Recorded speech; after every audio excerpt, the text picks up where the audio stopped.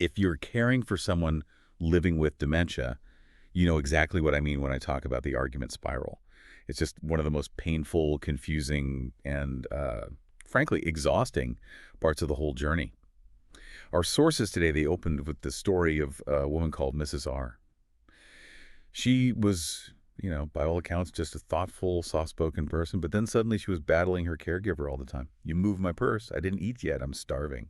Things like, I already took my medicine. Stop trying to poison me. Right. That emotional burnout that caregivers feel when they're just trying to reason their way out of that loop, It's debilitating. it is. And that exhaustion, it comes from operating under a totally false premise. The idea that the facts matter more than the feeling.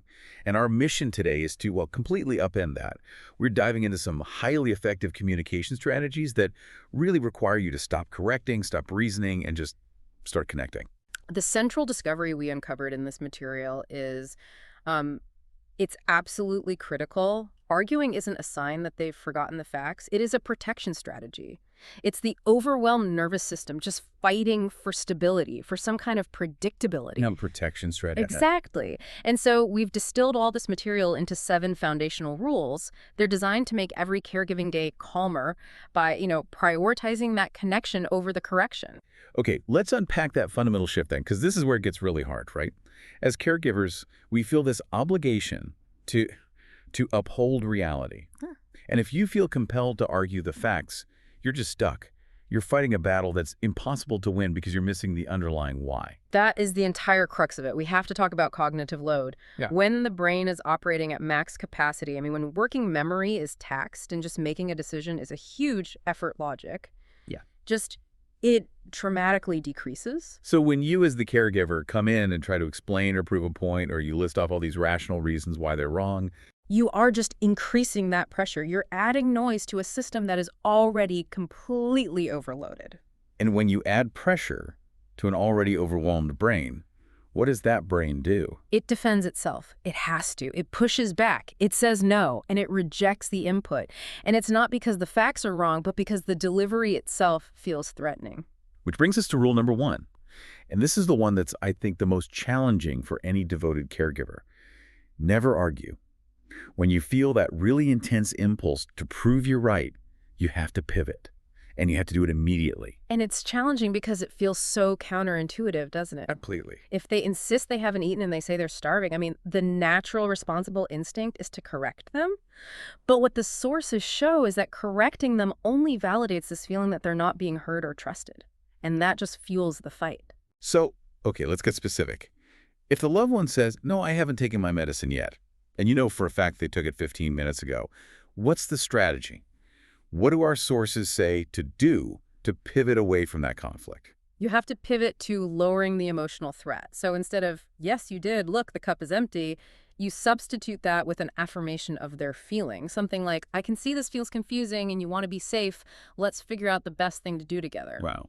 That simple redirection, it just shifts the whole dynamic from accusation to cooperation. The sources are so clear on this paradox. It's that logic backfires because emotion is always leading the response. Exactly. If you try to challenge a memory or a belief, you instantly trigger the brain's threat detection system. The limbic system just lights up.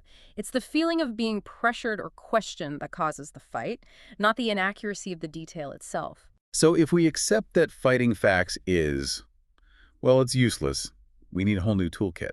Let's move into the specific tools the sources recommend. Rule number 2 is the art of validation. Specifically, validate before you redirect. I know a lot of caregivers struggle with this one. It feels like you're lying or you're agreeing with something that's just wrong.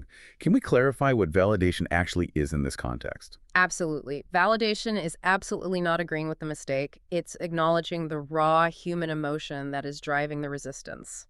So if they are refusing their medication because they genuinely believe they just took it, the driving feeling is fear of being over-medicated. And that's a completely rational fear. Of course. So therefore, if they insist, I already took the medicine, the correct validated response is to target that fear. You say, you want to stay safe and make sure you aren't over-medicated. That is so important. I get that. And when you calm that limbic system, a cooperative brain starts to emerge. That is such a powerful shift. It's moving from factual correction to emotional affirmation.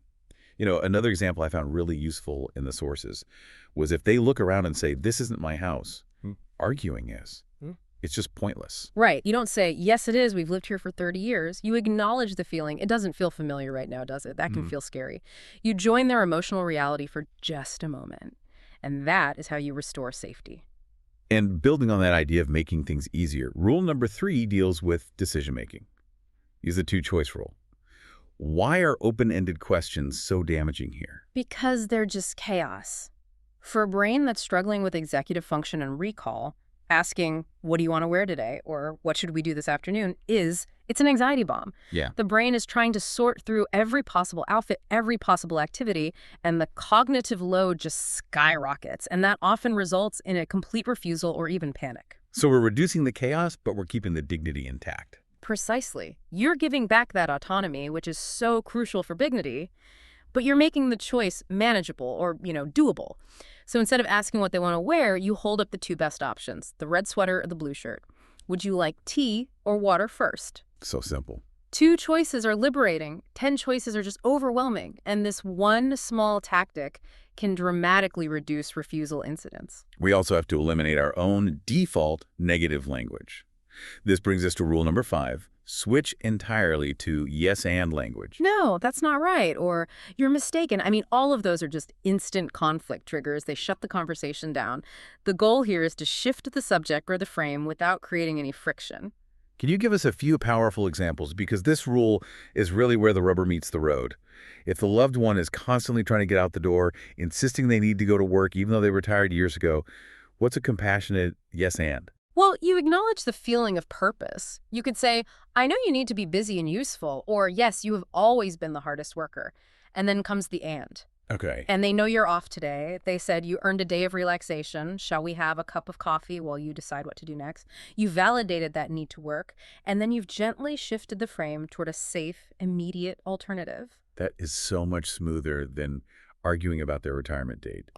It's creating a partnership instead of policing them. Absolutely. Or if the concern is about leaving the house to pick up a relative, yes, you are always so responsible for the family, and they're all safe for the night. Let's make sure we check on them first thing in the morning. This approach supports their identity as a responsible person while redirecting them safely. This whole shift in communication is so vital, but we have to talk about predictability because arguments, they often peak at very specific times of the day. So let's look at prevention and the environmental approach. We have to address the sundowning connection. It's not just some cute name for being cranky at dusk. It is a very real physiological process. By late afternoon, the aging brain has just accumulated sensory fatigue, decision fatigue, and emotional fatigue. The working memory is exhausted. So their capacity for emotional regulation is just at its lowest point of the day. Exactly. They are at their most vulnerable to any kind of threat cue. So an argument at 5 p.m. is adding cognitive demand and emotional threat when the person has absolutely zero bandwidth left to process it. Understanding this confirms that prevention, which really just means predictability, is far more effective than any late-day intervention.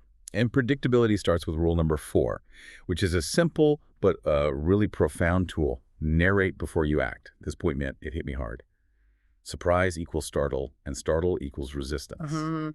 When you enter their space and you suddenly just initiate a task, whether you're opening a curtain or touching their arm or moving an object, you trigger a startle response. The suddenness of it just feels invasive. And when a person is already kind of hypervigilant because their environment is confusing, any sudden movement is perceived as a threat. Precisely. Narration preps the nervous system. You're acting as a guide. Simple phrases like, I'm putting your cup right here next to the lamp, or I'm going to open the blinds now so we can see the garden. It eliminates the surprise. It does. It makes the action predictable. And this preemptive narration is one of the single most effective anti-sundowning tools available because it confirms that predictability truly is prevention. That need for predictability also addresses the issue of repetitive questioning, which is, it's often a massive drain on caregiver patience. If your loved one is constantly following you around, asking the same question every 5 minutes, they're relying on you to be the keeper of all information. That's right, and that is just exhausting for you. The solution is to take the information out of the caregiver's memory bank and put it into the environment. The material advocates for using what it calls predictable anchors. So that means visual reminders, timers, or very simple written plans. So if the recurring question is about lunch, Then a written note that says, lunch at 12:30 posted, visibly helps the environment hold that information. This reduces the reliance on you, the caregiver, and it helps short-circuit that cycle of repetitive questions and, the frustration that always follows. We've covered the communication strategies, the environmental prep. Now let's focus on sustainability, because trying to implement these rules when you are running on empty it's nearly impossible. Section 4 is all about sustaining calm and caregiver well-being. And we really need to acknowledge that this kind of mindful caregiving is taxing. If you are constantly redirecting and validating, you are using a tremendous amount of emotional energy. Absolutely. But rule number 6 is a great counterbalance to that. Reinforce calm moments immediately. We know resistance is a learned behavior, but the sources stress that cooperation and calm are also learned if you reinforce them. This becomes your quiet superpower. You have to make a conscious effort to sort of catch them being calm. When they accept a redirect gracefully or they handle a shift in routine without a fight, you have to acknowledge it instantly. Simple statements like, you stayed really calm just now when I asked you to put on your jacket, or you handled that change beautifully. Right. This trains the brain toward cooperation because you're highlighting the moment when things went right. What gets reinforced gets repeated. It's a positive feedback loop that you are intentionally creating. And rule number 7 is the survival rule. Protect your well-being without guilt. Yeah. If you feel that argument pulling you in and your anger is rising, your exhaustion is a cue. It's not a failure. Recovery prevents escalation for both of you. If you're getting hot under the collar, you must step back. You need to narrate your exit before you boil over. You can take a breathing break, get some water, go to a quiet room, and you narrate it calmly. I'm going to step out for a moment so we can both take a few deep breaths. That's good. This models emotional regulation, and it prevents you from saying something you'll regret or just escalating the tension unnecessarily. You know, this entire approach is so heavily supported by the science of the aging brain. The sources referenced a study from a few years back in the gerontologist.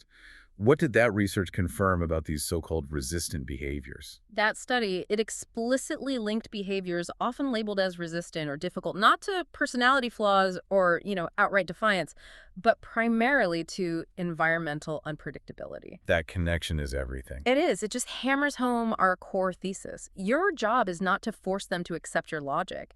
It is to restore a sense of predictability and safety in their world. And when their world feels safe and predictable, that protective, argumentative behavior starts to diminish. Okay, let's transition now and apply these rules to some of the most challenging, high-stakes scenarios, the ones that so often lead to those emotional blow-ups. One of the most heartbreaking scenarios is the accusation of theft. You stole my ring, or my family is stealing my money. You can never argue with this belief. Arguing implies you might be guilty. The non-arguing, validating response has to center on safety. You want to make sure your things are safe? That is so important. Let's look together. You're redirecting all that energy toward the joint task of securing the item, which often diffuses the immediate crisis. Another critical argument involves hygiene, especially refusing a shower. Abrupt demands about bathing. Yeah. They almost always lead to a confrontation. And the strategy here is not persuasion. It is behavioral momentum. Right. You want to pair the shower with several easy small wins first. So you start by offering a warm towel, or maybe playing their favorite music in the bathroom, or dimming the lights to make the space less jarring. The shower then becomes the next natural step in a sequence of pleasant activities, not some unwelcome command. Momentum just reduces resistance more effectively than any amount of logical arguing ever will. And we see the exact same strategy with refusing food. Arguing with appetite rarely works because you're usually fighting cognitive overwhelm, not actual hunger. The strategy remains the same. Reduce the cognitive effort required to eat. Offer smaller portions, turn down the kitchen lighting, serve one item at a time instead of an overwhelming plate, or simply start with a warm beverage. You're just making the task of eating feel manageable. All of this, it inevitably leads to that fundamental question that every caregiver asks when they start practicing validation. If I agree that their friend is coming over for lunch tomorrow, even though that friend passed away 5 years ago, am I lying? And the sources address this directly and with, I think, a lot of compassion. The answer is a resounding no. You are not lying. You are joining their current experience in order to keep them safe and peaceful. The material makes a key distinction here. Truth in this context is relational, not factual. Your goal is connection and dignity. Maintaining that relational truth supports their emotional safety far more than forcing them to grieve or confront a loss they can't retrieve. That relational truth, that's the whole game changer. And speaking of connection, if a caregiver is already deep in an argument and they need one single phrase to just instantly reset the emotional climate, our sources identified one specific winner. The one phrase that immediately restores partnership, breaks the tension, and resets the emotional temperature is simple and direct. I'm on your side. That is the perfect summary of this entire deep dive. Our central reframing is that the goal isn't to win the argument, or fix the facts, or prove a point. The only real goal is connection. And connection is the ultimate form of stabilization. When you shift your focus from fighting the person to fighting the cognitive overwhelm with them, you honor their dignity. Yeah. And you remove the necessity for that defensive, unpredictable behavior. So, if we accept that resistance is fundamentally rooted in fear and unpredictability, here's a final thought for you to consider. How can you adjust one single element of your physical environment today, be it the lighting, the noise level, or maybe the timing of an activity, to reduce the cognitive burden on your loved one before any interaction or argument even begins? Something to mull over until our next deep dive.